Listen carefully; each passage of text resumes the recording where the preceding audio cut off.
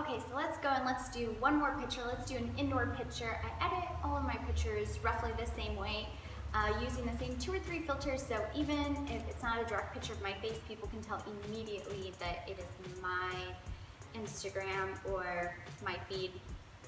So we're gonna go back into Facetune because I use this to lighten and brighten the background.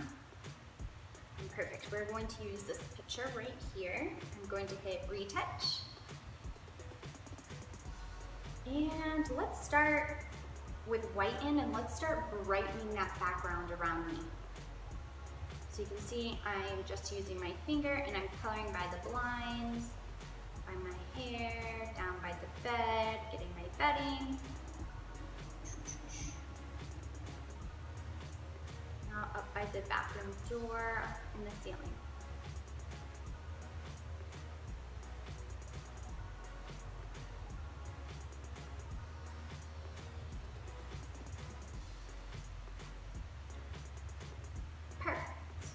Saving that.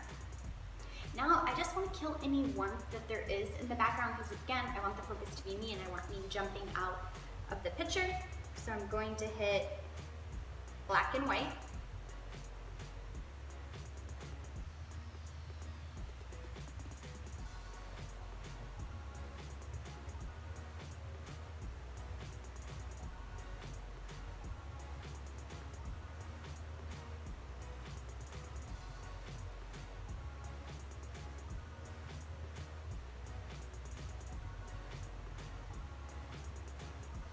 Okay, and as you can see, I got it in my hair a little bit. I'm going to erase that.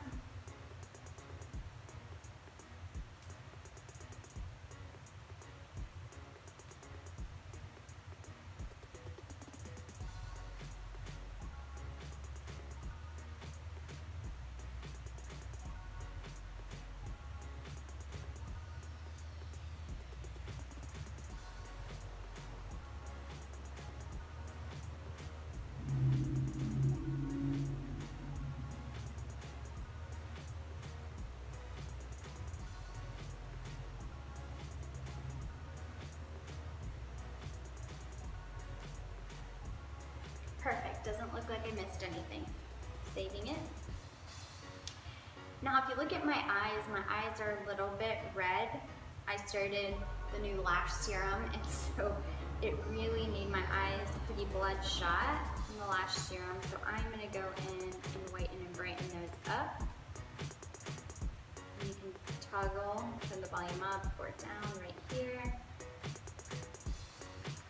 Back in, and I'm erasing where I got it on my skin. Okay. Looks good. You can whiten your teeth as well, but don't go crazy. Turn it down because you want it to look natural. So here's natural, and I'm making it just barely whiter because that clearly looks, when I turn that all the way up, that looks fake, right? You can tell that I edited that. So I want it to be crisp and pretty, but I don't want it to look over edited. So we're gonna save that. And then at the detail button, now this is one of my favorites for really making the pictures crisp. So my sweater has a lot of really pretty detail. So I'm gonna go over the sweater and watch, see my arm? My sweater is really coming crisp where it looks like I took this picture not with my iPhone, but maybe with a professional camera. And I'm going over my jeans and my butt. And then just a little bit in the hair. I don't go crazy in the hair because it makes it look too stringy. And then I'm going to detail my bottom lip to make my lip look bigger. And I'm also going to detail my eyelashes and my eyebrow. Now be careful, I don't really like detailing your actual eye, the color, because it ends up making your eyes look fake, I found.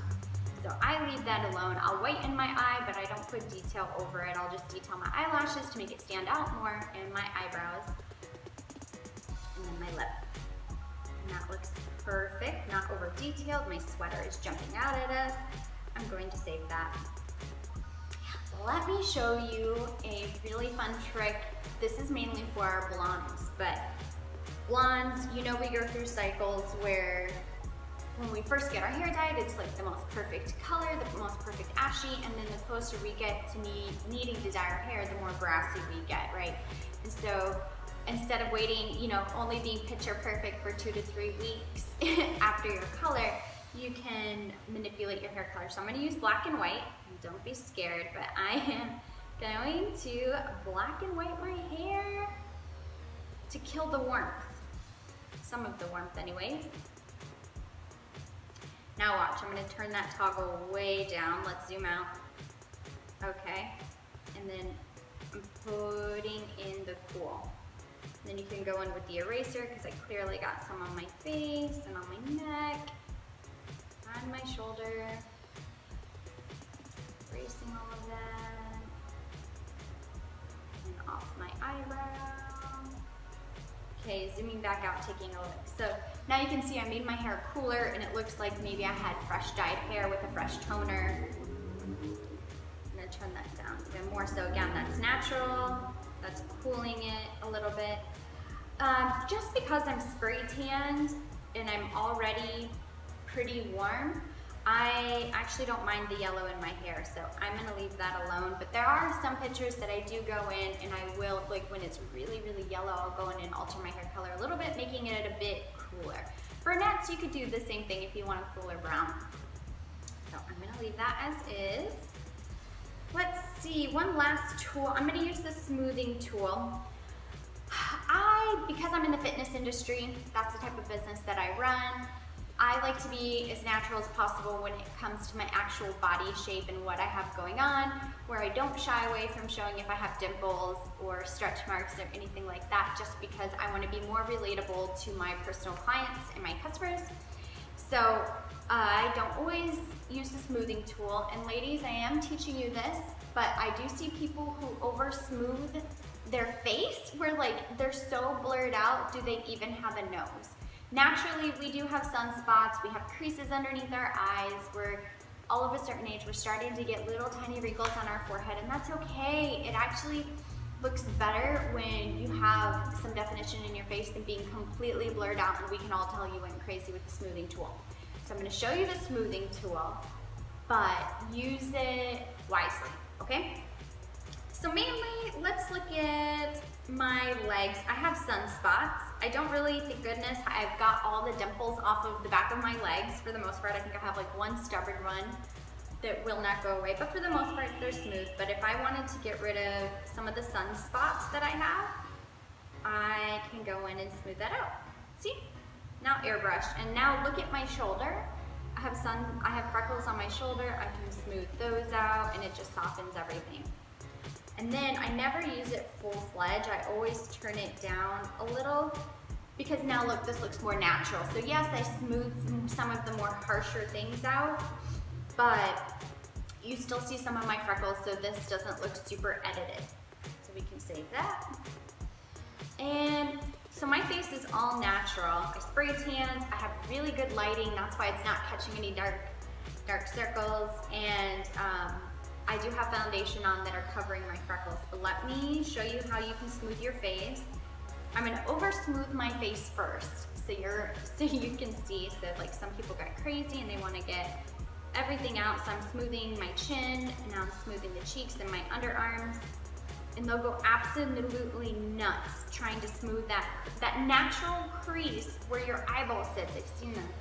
They'll smooth that out. That's going too far, don't do that. I'm smoothing the nose to the point where it takes the contour out of your nose. You're crazy.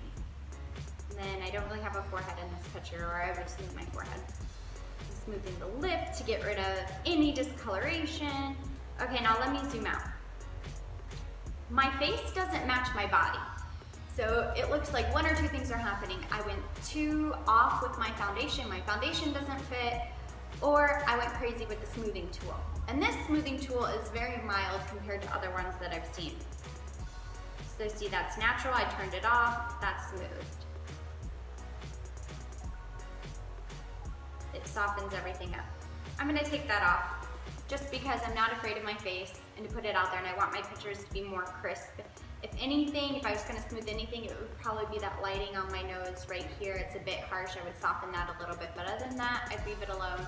If I have serious bags underneath my eyes, I will lightly smooth underneath my eyes, but I don't go crazy. I still show it a little bit so people can't tell that my picture, I don't want to over edit my pictures. Okay, so we're gonna save that. That's all we're doing in Facetune. That is saved. Now we are going back to VSCO, which is my favorite. Hitting the plus sign. Here's the picture that we just started editing. I'm hitting the 3 lines, bottom left-hand corner. And here are all the different filters. Again, I like the KE1, but that is really focusing on my spray tan, and so I don't really like that filter for this. I'm gonna try 04. That looks really nice. It cools it out. It's a little bit more grainy than I typically have on my news feed. It's making the background pretty grainy. I like that too, but again, I really don't have that washed out look on my page, but this is a popular one I do see on Instagram. That one's pretty good. It's making me a little warm, and then I'm gonna go and try one of my favorite, A5. This is typically the one I go for inside when I want to be really cool. I never have it on full blast, so I'm turning it down so that's no filter. Find a happy medium. I like that, right in there. Okay, saving, and then hitting the dots at the bottom, going to exposure, turning down the exposure, and then you can see it's just very slight, so no exposure, turning it down. Again, it's making the background dark, making me pop out because there's a lot of light on me. Perfect. The only thing with the exposure is it can sometimes, if you have spray tan, make your spray tan turn a little bit orange. So on my face, I'm a little bit warmer than I would like. So I'm gonna back that out a little. Perfect, that's better. All right, saving. So those are my 2 favorite apps that I use to edit all of my pictures. You could do it on your phone, or you can do it on your iPad like I am. Wrong app. It's happened to Afterlight. I'm gonna show you what one of those dusty ones look like on an inside photo, which I actually prefer the dust on an inside photo rather than the outside. Dusty, okay. See, now that looks really cute. I really like that one.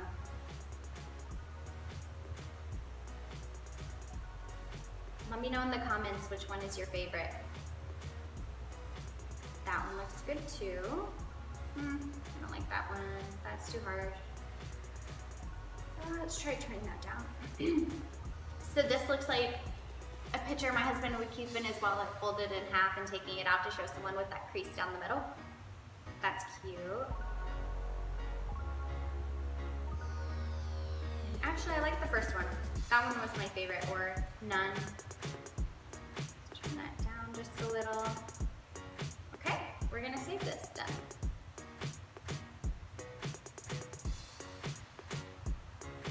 All right, so that is how I edit my pictures. If you enjoyed this, please let me know. If you have any questions, feel free to ask. Let me know your favorite part. And let me know if you learned something today, and if this tip was helpful. Stay tuned for my other videos I have coming up about Instagram and Insta Stories.